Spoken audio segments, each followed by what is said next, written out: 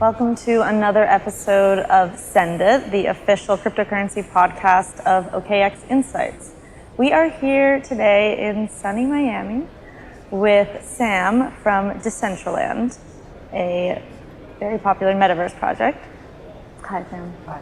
So could you maybe intro yourself a little bit and the project? My name's Sam Hamilton. I've worked for the Decentraland Foundation for 4 years. We were part of the original NFT scene when it first started, and we've been building Metaverse. We launched 2 years ago, and we've been growing and scaling ever since. So the first question is broad. It's, what is the Metaverse to you? I think in a way we already live in the Metaverse. I think for the last decade people have spent a lot of time on their phones, on their computers, but the truth is the Metaverse as we know it at the moment is really bad UI. We're looking at 2 dimensions, we're typing, we're interacting like it's a book. Whereas the next version of the Metaverse, which is Web3, will be a much more human experience. You'll be able to walk and talk and hug and kiss and laugh and do things that are more human. And I think Decentraland and many other companies are building the tech that makes the next decade of the internet possible.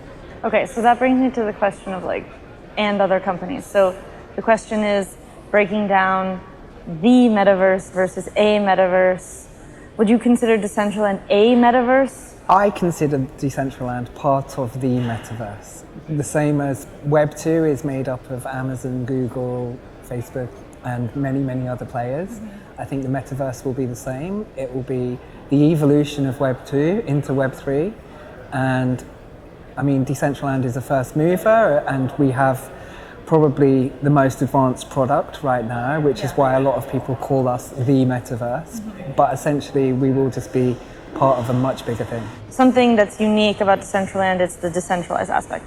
But the question would be is decentralization a necessary sort of aspect of a Metaverse platform, or the Metaverse as in obviously Meta is the Facebook project that comes to mind as sort of what might a centralized or more centralized Metaverse look like? More than anything, for me personally, it was important for Decentraland to get to the point where when Meta or Facebook or whatever you want to call them made this announcement that we gave people a choice.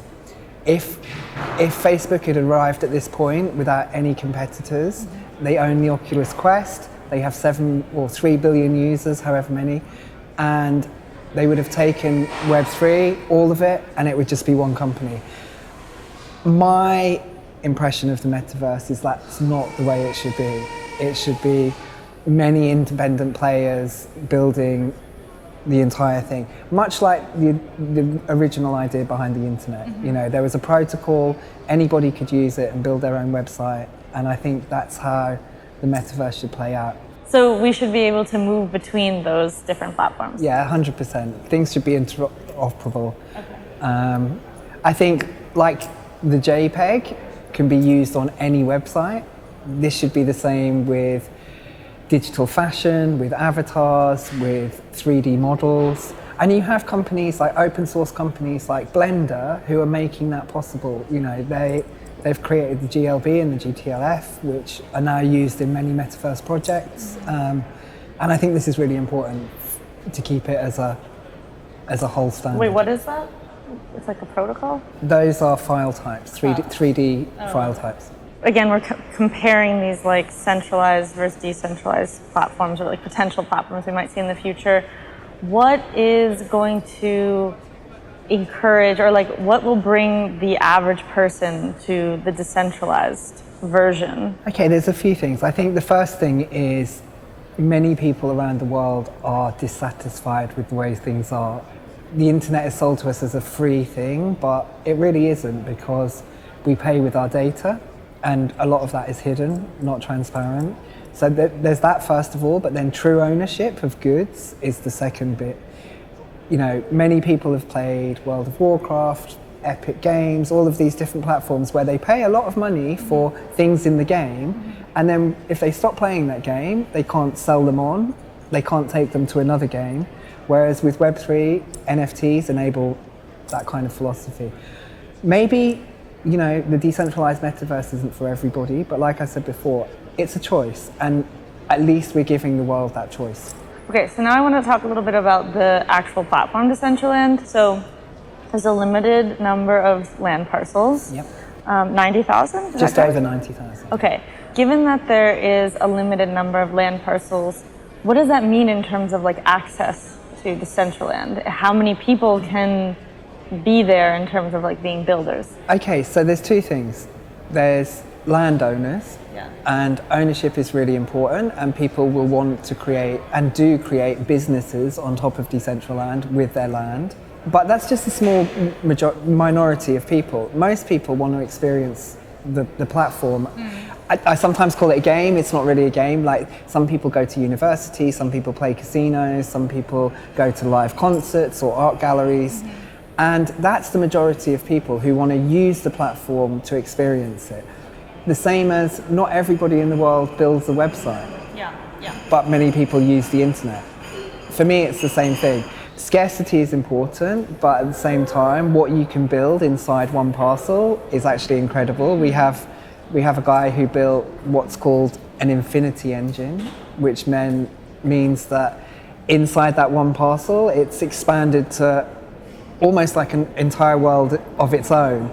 So once developers start getting clever and working out how they can work with these parcels of land, then it's beyond the 16 meters by 16 meters that you think of as one parcel. But it is not it is limited by nature, scarce by nature, by design, meaning there's not a plan to release more land or something like that. If there was a plan, it would be in the hands of the community. The Decentraland Foundation would never make that call.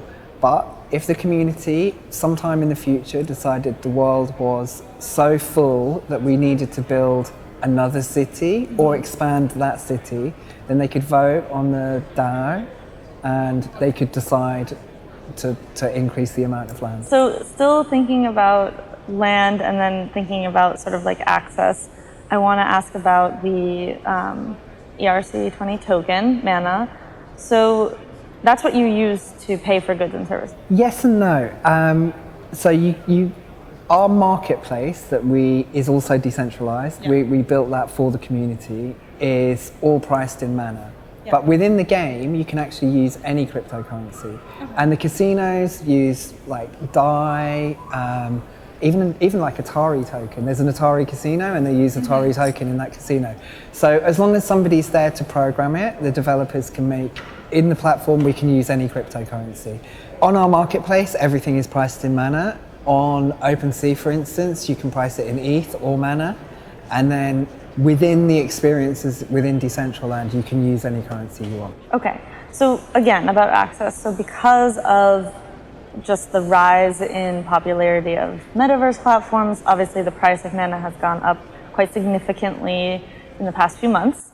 So that then means that buying land in Decentraland is more expensive. You'd think so. I mean, it depends. It's a really complicated question because maybe it's more expensive in MANA, but it's cheaper in dollars. Or maybe it's more expensive in dollars and cheaper in MANA because but we don't sell any land. We sold all of the land in 2017 and burned all of the MANA. So everything you see is on the secondary market. So the community, I'm guessing the traders watch all of these things and make decisions based on that. The truth is, I have very little to do with the financial side of Decentraland. I'm not even supposed to talk about MANA.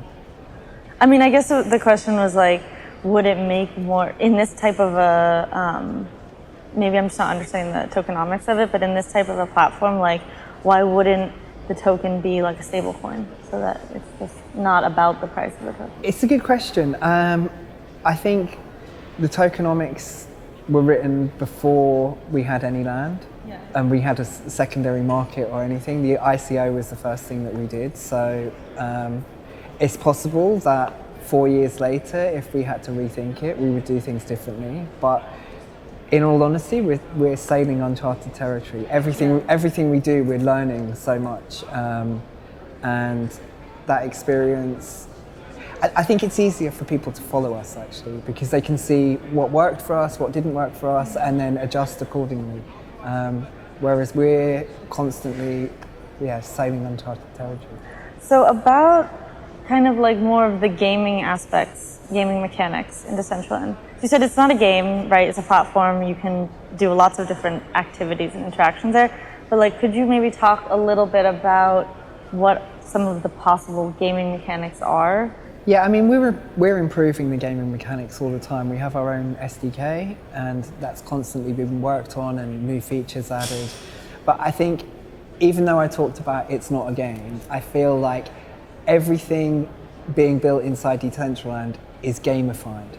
So even if you're going to a concert or to a university, there's some kind of gamification to it, and it feels like a video game because that's what we've seen in the past following this format. But yeah, I think it's opening itself up to everything that's on the internet right now is possible in the metaverse. So in terms of like where the platform is going, could you possibly share sort of like any even general direction in terms of like incorporating AR and VR? Like, what are you guys looking to do? What kind of? Okay, so this is no secret. It's always been part of our plan that there will be a downloadable client, and following that, VR support. That's actually closer than people expect. I think the downloadable client will be within months, and the VR client within a year for sure. The festival that we just did, the 2022 version, will be in VR. So before you were in Decentraland, working for Decentraland, what kind of like projects did you work with? I come from an art and music background. I did publicity for artists and musicians for since the dawn of the internet. I was actually an artist myself. I learned to publicize myself using the internet, and then other artists and musicians wanted to use me to help them. So I did that for a good part of 20 years, freelance. In 2015, I was approached by a group of Bitcoiners who wanted me to promote Bitcoin using the arts. I'd never really got into Bitcoin before that. I knew about it through WikiLeaks and stuff like that, but I'd never really gone down the rabbit hole, as it were. And those guys explained it to me. I really got it. They were called Fork the Banks, and I helped them organise an international art fair where many of the artists made Bitcoin-themed artworks. There was a Bitcoin cash point, everything was for sale in Bitcoin, and it was a massive success. Through doing that, I actually made my first crypto artworks, and the scene was really small back then. There was only a few people making art, so I kind of got a reputation for making crypto-based artworks. Okay, what does that mean, crypto-based artwork? Artworks promoting Bitcoin. I mean, really, we're talking about when Ethereum was very first starting, so it was like really all about Bitcoin. This is before NFTs, These weren't tokenized, they were like fine art prints and canvases, but promoting Bitcoin. I then went on a few Bitcoin meetups and sold my artwork at Bitcoin meetups, met a few more people. Then a really good friend of mine who I've been friends with for years got into Decentraland and asked me to write proposals for the original districts. So I wrote the proposals for Festival Land, the University and Arena Arts District. All got accepted and were given the land to start the project. At the time, I just had a child and I really wanted to kind of have a more stable existence, and a job came up at Decentraland. I'd been researching the project anyway, so I took the job at Decentraland as social media manager on a very small team. And as time progressed and I got experience in Decentraland, I moved up the ladder, as it were. I guess my question is about the NFT space blowing up in the past year. Obviously, NFTs have been around a lot longer, but from the creative side, like, what are you kind of seeing now in terms of like what NFTs are doing for the art space, or the metaverse is doing for the art space, and like, is this the right direction, or like what are your thoughts on that? I think it's going in many directions. Some of them are right, some of them are wrong. Yeah. But one thing I see for sure is back in the early 2000s, in Shoreditch in London, the street art scene was really happening, but it was also right next to the City of London. And what happened was all of the bankers and traders would come to Shoreditch at the weekend and spend incredible amounts of money on art from the underground. And that is why, in my opinion, the street art scene, especially in the UK, blew up the way it did. And, you know, Banksy's still making amazing art and being paid huge amounts of money for it years later. The crypto scene is, in the art sense, is really similar. It's like you've got this underground, beautiful art scene that's merged with the crypto rich. And that's giving artists an income, which is rare. Like, I know it sounds crazy, but artists for so long have struggled, and especially in the digital world. Like, musicians and artists have found it really hard to monetize. For the last 15 years, if you're a video maker or an animator, you put everything on the internet for free, you let everybody watch it. Whereas once you have NFTs, that gives all artists a path to monetization. And then the Metaverse gives you the opportunity to throw events, have opening parties, galleries, exhibitions, musical events. This is the most important thing, is NFTs keep you connected to your community. Any other product, if somebody walks in and they buy it and they walk out, they're gone. Unless they leave you some way of contacting them. But with NFTs, you know who your community are, you know who owns your product, and you can add utility to that. There's a great... Memberships. The first thing we did in Decentraland was with Blau, the musician, the DJ, and he sold an NFT art piece in Maker's Place Gallery, which was anybody who bought that then had access to his club in Decentraland later that night. So everyone who bought it used that NFT as a ticket to go in. It's a building that's based on his real house in real life, and everyone who went got to listen to unreleased music in a listening party with him. And that was the first time we did something like that. But obviously every NFT can be used in that kind of way. Access to a building, access to an event, something like that. I also think, you know, the original question is about direction. I think the big next wave, we've seen art, we've seen music, and I think the next one is fashion. Fashion is already has a really strong economy, and we're now seeing like AAA brands entering the Metaverse, wanting a piece of Decentraland, wanting to do wearables. We're actually going to do a fashion week in March. Yeah, I know there's some fashion people here at the event, and I've talked to them a little bit about that. So I guess the models are infinite in terms of what you can do with that. Like, you can sort of have like a physical piece that's also a wearable in the Metaverse. You can have... Yeah, I mean, there's many different ways of going, but Decentraland specifically has wearables that you can buy, they're NFTs. And the point is, as people spend time in the Metaverse, they want to express themselves like they do in the real world. They want to wear that hat or that t-shirt that says, "This is me." And I can only see that growing. What kind of art did you make, or do you make other than crypto art? I'm a cartoonist. I've done animations, comic books, like fine art exhibitions, but all cartoons. And I've made some NFTs. I was going to ask. I did more as an experiment to understand. Everything that happens in the NFT space, I try and get involved in, because without being involved, you really don't get it. Yeah. So yeah, I have NFTs of my artwork, but it wasn't really, I wasn't focusing on pushing it or publicizing it. It was just literally to understand the process. And did you pick Ethereum because Decentraland is on Ethereum? Yeah, I mean, at the time, there wasn't really, like, you know, I'm going back a couple of years. This is really before the art platforms as well. You know, this is all done on OpenSea. And so yeah, I did do it on Ethereum. And in all honesty, I'm still focused on Ethereum because Decentraland is such a huge project. I don't have time to go and research very much else. And that's the truth. I hear people telling me, hey, this blockchain is better or this. And it may well be, but when you're really focused on a project that takes all of your time, it's very difficult to look outside of that.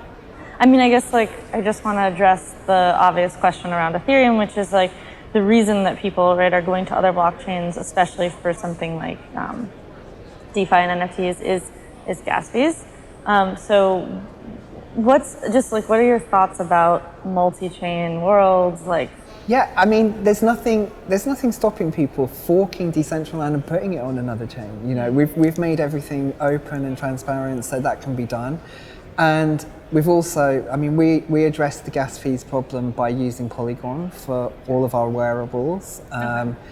And if anything really did happen to Ethereum, we could migrate everything. But obviously that's an enormous job, and we would only do it, you know, if it was really black and white. But I think, you know, other blockchains are going to have their own metaverses.